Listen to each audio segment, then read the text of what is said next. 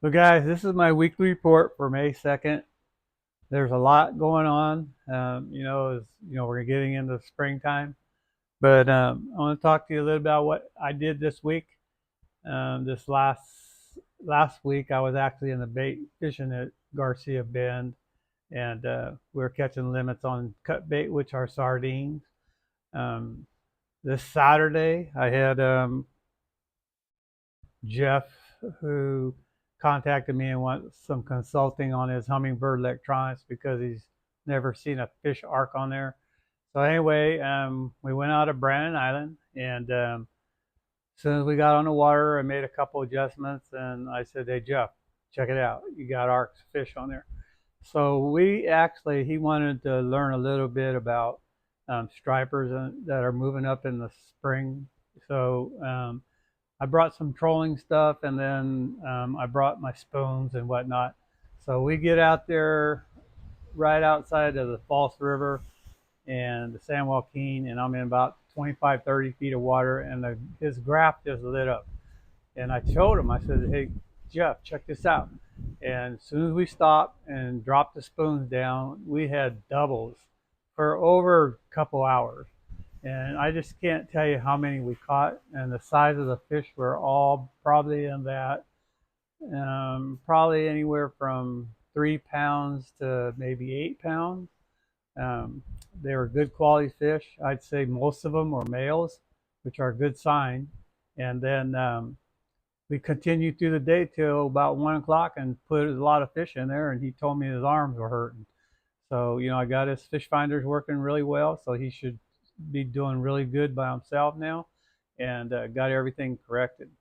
Then on Sunday, I took Gilbert and Jose, and we went and grafted the same areas, and there was nothing there. But we had an incoming tide. So we put the trolling rods out, and not even 10, 15 minutes, Gilbert's rod just doubled up, and he got a high teener. He caught a big female, and then after that, we landed. It was a little bit tough. And then as soon as the tide changed, about an hour later, we went out back into the deeper water and grafted and finished the rest of the day spooning a bunch of stripers. So there's a lot of them in the system now. So you could pretty much go anywhere and catch them. So other than that, then on Monday, I've been doing these consultant things like it's every day, and so I took Jonathan and Adam down to up north. They wanted to learn. He's going to start equipping his boat with better electronics. So I kind of tuned them up on what I'm running. I have Lowrance units in mine, and then showed them all the options. And then we went and looked for shallow water stripers and bass, which I'm fishing up north in the same area. I'm catching both species of fish, and we went out and we had a really good day. We caught some nice stripers in that probably 6 to 8 pound range, and we had some nice bass, a couple fives, and then Adam hooked this one on a chatterbait, and we thought it was a striper first because it was pulling so hard, and then all of a sudden that fish came toward the boat and is about maybe 20 feet away from the boat, come flying out of the water, and it was a bass. Probably it was 7 to 8, 9 pounds. It was a big one, and it spit the hook. It would have been his personal best, but he did get his personal best striper, so it wasn't a total day loss, and he'll remember that for a long time.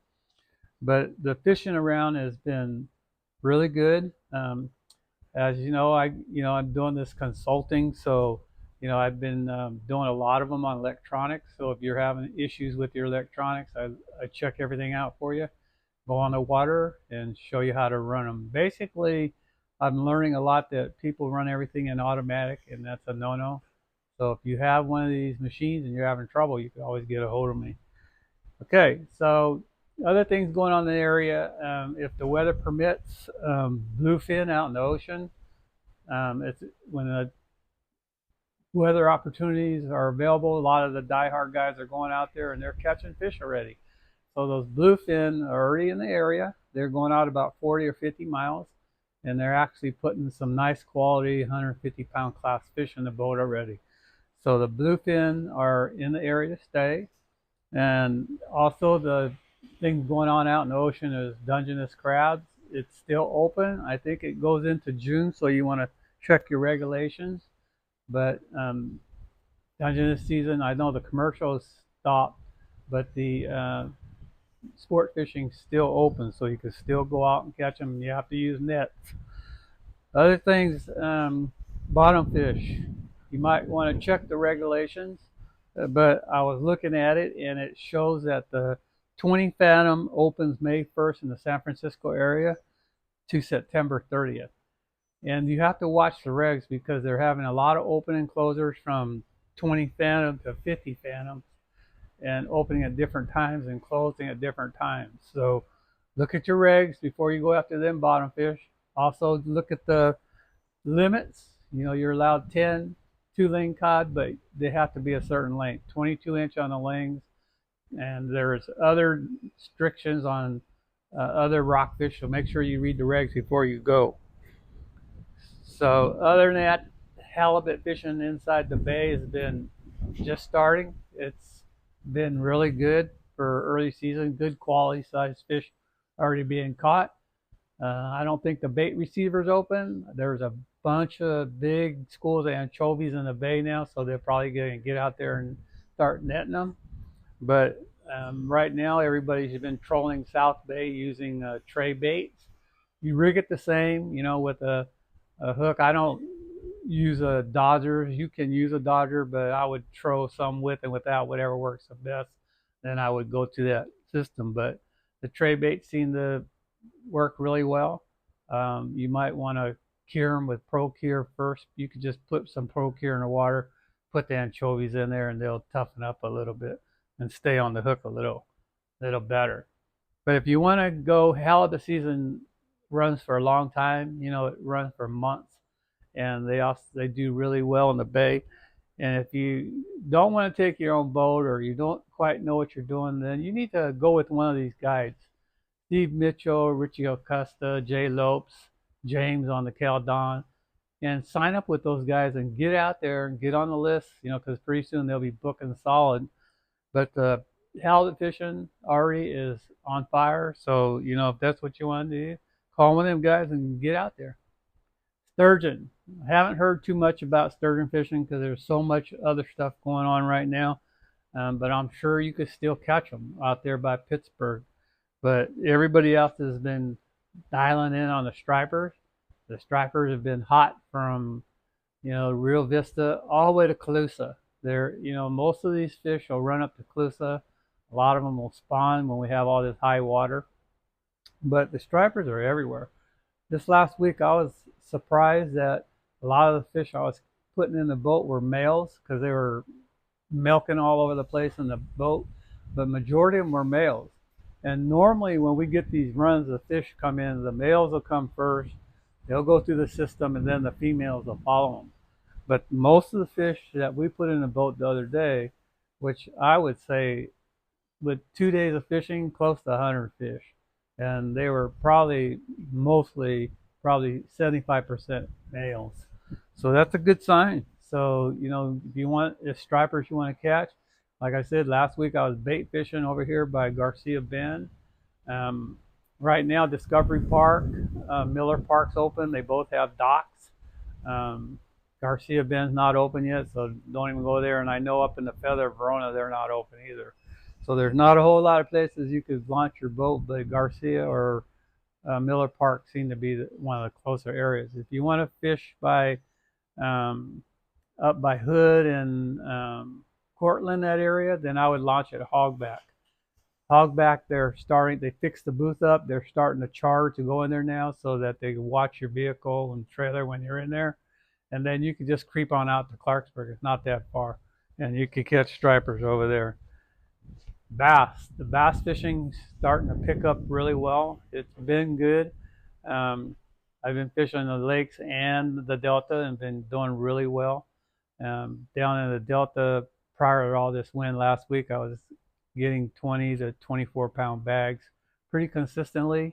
They're pre-spawn fish. Their tails weren't even rubbed. I had one over 5 on Monday, and it was real clean. We caught quite a few. and very few of them had any kind of indication that they were fanning. We did have a full moon about a week ago, and I think a small batch of them did spawn, but I think the bigger number of fish will be coming in. It's supposed to get cold again this weekend too, so it might slow it up a little bit. Water temperature might drop, but they don't go far. You know, they all hang around in the area where they're going to go up and spawn. And I proved it last year. I just backed off a little bit and was picking up fish offshore, like 20, 30 yards off the bank. So the bass fishing in lakes, I was also up at Berryessa one day last week and caught some fish up there. But Don Paganelli's been going to Folsom and been going to Berryessa with clients, and he's been doing really well.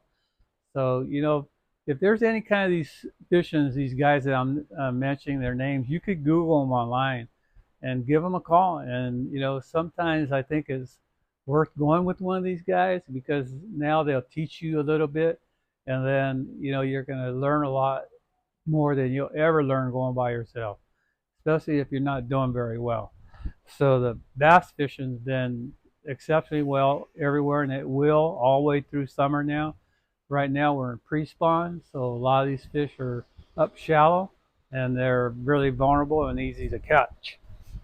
So in the Sacramento River last week when I was there, when I was coming back in, I would go anchor because I have these friends that were catching a lot of shad, and I dropped the anchor down and did a drop shot. I did a video on it last year, and you put the sinker on the bottom, and I put two little up about a foot, and then another foot. I use a 1-inch grub, and a chartreuse seems to be the best color.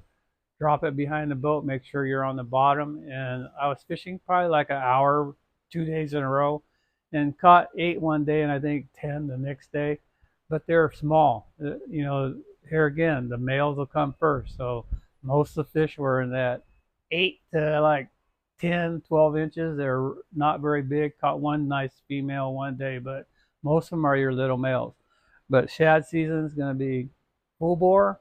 If you like to fish the American, then I anticipate maybe in maybe early June, end of May, and June should be really good. But the feather and the Sacramento usually come first. So if you want to catch them, you can hang around it here locally in the rivers. Trout, they're still catching a lot of trout. Big Nate, he's been going up to Berryessa, and Seps has been going a lot, so I know they're biting. And they've been trolling optimizers and speedy shiners. At Berryessa, they do that fast trolling, so they're going like 3.8 to 5 miles an hour, depending. And they were up 5-10 feet, but I think you have to go down a little bit deeper now because it's been getting a little warmer. The water temperature's warmed up a little bit. And he's also been going to Comanche, and I'm sure Pardee. I know Collins has been good, so you could pretty much go any of these local lakes right now and do good on trout. Kokanee, New Melones has been the place if you want to catch a big one. Some days it's been good where you'll catch your limit, and some days you're going to struggle and only catch, you know, 5 or 6, but they've been good size. Kevin was up there last week and had them up to 19 inches, and then he had a few 17s too. So, you know, there's some good fish to be caught in at New Melones. I was up at Bullards a week and a half ago, and I was with Roger and Rick Teague with Blade Runner, and we caught our 30 fish by 11 o'clock, and it was epic, just like it always is. If someone asks me where should I go catch kokanee if I want to catch fish, go to Bullard. This seems to be the easiest lake to get them. We were getting them in 30 to 40 feet, but just stay on the main body and you could catch a lot of kokanee, but they're not real big, 8 to 10 inches, and then we had a few that went 12 and a half, 13. So pretty soon as it starts getting warmer and warmer, the fish will get a little bigger and bigger. I was also up at Berryessa catching crappie last week. So they're real shallow, spawning. So if you want to catch crappie, New Melones, Berryessa, I think the main lakes are been pretty easy. They're up shallow. This is the time of year they're starting to get on beds. Clear Lake's full of them. I've talked to guys that seen them all over on the beds, and they're big. They're like a pound and a half, 2 pounders. They're all over shallow in the flats and the beds. Landlocked Kings. It's been good at Orville. Folsom's kind of slowed down a little bit, but I'm sure you could catch them there. Berryessa's been starting to turn on. Kevin was there the other day, and he caught some nice fish. So king salmon right now, and through the summer is usually pretty good at Orville, Berryessa, and Folsom. So anyway, as you see behind me, this is a new boat. You'll see me on the water. This is a Duckworth. It's Gone Fishing's Mark sponsor in my channel. So, if you guys need any electronics or installs, or you need a new boat or motor work or anything, give Gone Fishing a call. Tell them that I sent you, and they'll treat you really nice. And also, every Saturday morning at 6:40, I'm on California Sportsman, and sometimes I get on Ultimate Radio with Seps and Kent Brown. And most of the time, I'm in the studio the first Saturday every month. But actually, I'm always on every Saturday morning. So if you're on your way fishing, just turn on 1140 on the AM dial and listen up. I might find something, learn something new from now to then, and I'll announce it. So if you like the video, hit that like. Please subscribe. If you want to leave me a comment, I'll get back to you within a couple days. So thanks for watching, and I'll see you guys next week.